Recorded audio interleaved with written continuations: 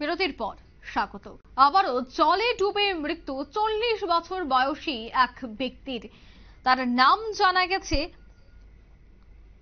সমীরণ শীল, বয়স 40। তার বাড়ি দশমীঘাট এলাকায়। সে পেশায় সবজি ব্যবসায়ী। এই ঘটনা কমলপুর শহর জুড়ে শোকের ছায়া নেমে এসেছে।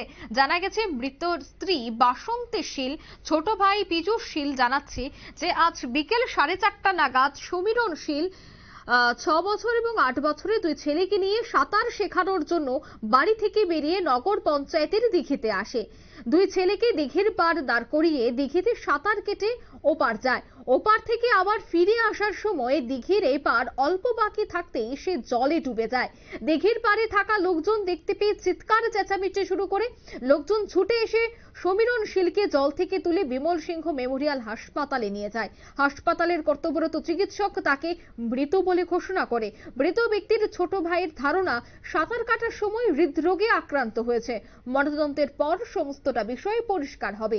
কি বলছেন পরিবার পরিজনরা, শোনাচ্ছি। নাম কি ওনার? নাম সমীরণ শীল। আচ্ছা, কি করে হয়েছে ঘটনাটা? উনি সাঁতার কাটতে নগর পঞ্চায়েত নেমেছিল। সেইবার গেছে আওয়াজ শুনে মাঝখানে এটা আপনার ধারণা? কটার সময় হয়েছে ঘটনা? সাড়ে 4:30 থেকে 5টা। কোন পুকুরে হয়েছে? নগর পঞ্চায়েতে? নগর পঞ্চায়েত। আপনি কি হয়? আমার বড় ভাই। আপনারা শুনলেন পরিবার পরিজনের বক্তব্য। রীতিমতো পরিবার সকলেই ভেঙে পড়েছেন।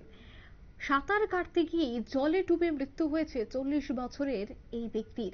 দুটি শিশু রয়েছে, ফুটফুটে দুটি শিশু রয়েছে। তাদেরকে সাঁতার শেখানোর জন্যই তিনি যান নদীর সামনে, আর সেখানে সাঁতার কাটতে গিয়ে এই বড় সড় বিপত্তি। নিয়ে নিচ্ছে ছোট্ট একটি বিজ্ঞাপন বিরতি, সঙ্গে থাকুন।